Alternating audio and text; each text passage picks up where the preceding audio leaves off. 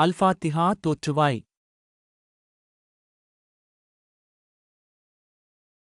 அளவற்ற அருளாளனும் நிகரற்ற அன்புடையோனுமாகிய அல்லாஹ்வின் திருப்பெயரால் துவங்குகிறேன். எல்லா புகழும் அனைத்துலகிற்கும் ரப் ஆகிய அல்லாஹ்வுக்கே உரியதாகும். அவன் மாபெருங் கருணையாளனாகவும் தனிப்பெருங்கிருபையாளனாகவும் இருக்கின்றான். இறுதித் தீர்ப்பு நாளின் அதிபதியாகவும் இருக்கின்றான். உனக்கே நாங்கள் அடிபணிகிறோம், இபாதத் செய்கிறோம், மேலும் உன்னிடமே நாங்கள் உதவி கேட்கிறோம். எங்களுக்கு நீ நேரான வழியைக் காண்பித்தருள்வாயாக.